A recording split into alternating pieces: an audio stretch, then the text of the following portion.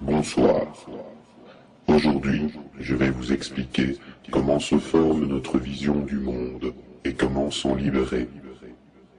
Pour comprendre le nouvel ordre mondial, il faut passer par 3 étapes. 1. Décoloniser son imaginaire. Toute perception de la réalité dépend des représentations mentales de l'individu, c'est-à-dire une série de croyances provenant de notre entourage informatif. Notre vision du monde est donc par définition imaginaire. Rien n'est fondamentalement vrai ou faux. Tout est subjectif. Ces représentations émanent principalement de la famille, des groupes et des médias. Premier constat, la famille est détériorée. Les divorces n'ont jamais été si nombreux et les enfants prennent le pouvoir, pendant que les vieux pourrissent dans des hospices.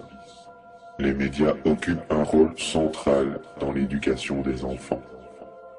Donc, pour une forte majorité des êtres humains, leur vision de la réalité est le fruit des médias populaires. Que vous le vouliez ou non, votre esprit est conditionné.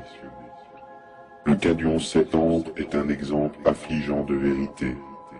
L'événement fut tellement médiatisé que tout ce qu'en dit la télévision est automatiquement devenu vérité absolue. L'imaginaire des gens est formaté dans une bulle étanche, donnant une vision unique du monde. Ainsi, les médias peuvent transformer une idée bonne en une idée marginale. Par exemple, si vous estimez que l'hypersexualisation des mœurs est négative pour la société, vous allez être rejeté par une majorité qui estime qu'il faut vivre avec son temps. Les filles sérieuses, qui n'offrent pas leur corps rapidement et à plusieurs hommes, sont marginalisées. Mais si le présent n'est que la construction médiatique du passé, vivre avec son temps n'est en fait que le résultat d'une manipulation médiatique et ne veut strictement rien dire. Cette production est tout sauf le choix naturel de l'humain.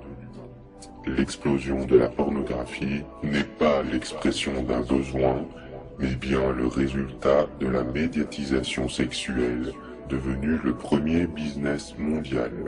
Nous assistons à une vraie acceptation passive de la population devant toute forme de déviance. En quoi est-ce négatif? Car toutes les philosophies du monde retiennent que pour développer sa spiritualité, il faut savoir se limiter.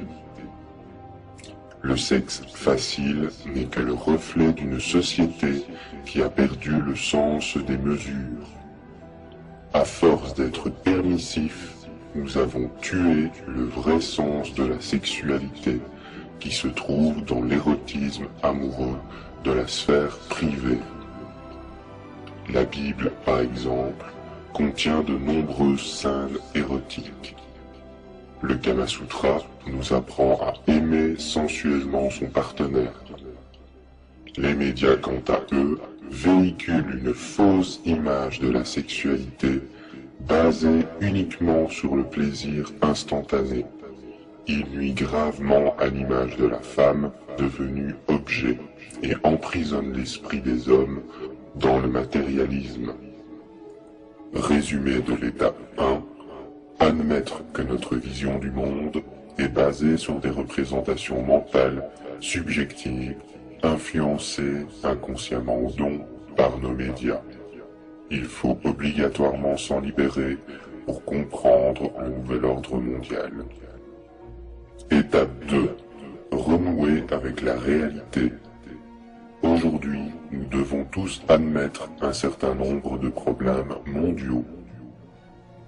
Une grave crise sociale dont le signe est une pauvreté en progression, alors que le commerce de luxe ne s'est jamais si bien porté. Une profonde crise alimentaire. La faim tue 25 000 personnes par jour. C'est 10 millions par an. D'ici 20 ans, la Chine sera incapable de nourrir sa population. Sans pétrole, plusieurs centaines de millions de morts sont à prévoir. Une crise environnementale, avec une extinction massive des espèces et une presque totale disparition des poissons d'ici 50 ans. Les abeilles meurent. Sans abeilles, pas de plantes. Sans plantes, pas de prédateurs et pas d'hommes. Mais aussi la désertification qui va de pair avec le manque d'eau et de nourriture. Des anomalies climatiques. Hormis le réchauffement, il y a de graves perturbations du climat qui font des milliers de sans-abri chaque année. Une crise énergétique. Le monde se prépare à se passer de pétrole. Comment fera le tiers-monde? Une crise économique. Instrumentalisée certes, mais néanmoins réelle, qui crée la misère. Une crise sanitaire. Avec l'explosion des cancers, la normalisation des substances toxiques dans l'alimentation, et enfin les OGM. Une crise éthique, avec le clonage, la vente du génome humain, le contrôle du climat via HAARP, le contrôle psychique par la technologie, la traçabilité de l'homme par des puces sous-cutanées, sans parler de la guerre du pétrole. Une crise culturelle. Partout, les cultures traditionnelles disparaissent pour laisser place à des panneaux publicitaires. Enfin, une crise intellectuelle par la mondialisation de l'imbécilité. Le vide intellectuel est mis à l'honneur car il permet un meilleur contrôle sur les masses. Bien d'autres points sont à évoquer, mais je vous laisse le soin de faire vos recherches. Tout ceci représente des faits. Il n'est pas question de crier à l'apocalypse ou de voir la vie en noir, mais bien de constater, en tant qu'être intelligent, qu'il y a de graves problèmes de société. Que faisons-nous face à ces problèmes? Rien. Nous avons naturellement tendance à nous détourner de ces vérités par mécanisme de protection. On se dit que ce n'est pas grave, que tout va bien, qu'il est inutile de paniquer, de toute manière, d'autres sont payés pour se charger de ça. Or, c'est bien notre passivité, notre laisser-faire, qui a laissé place à cette situation désastreuse.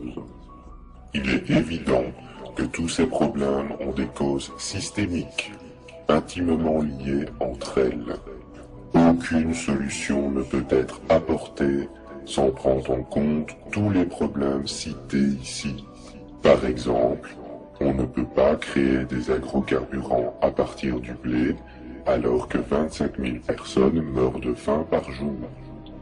Si l'on veut résoudre un problème correctement, il faut y faire face, l'affronter et oser se remettre en question. Aujourd'hui, nous demandons à des politiciens de régler ces problèmes à notre place, alors qu'ils n'en ont pas l'intention. Ils sont fixés sur des objectifs économiques de court terme. De droite, de gauche, comme écolos, ils sont tous, sans exception, soumis à la croissance et au système financier. Résumé de l'étape 2, admettre les faits, voir la réalité en face.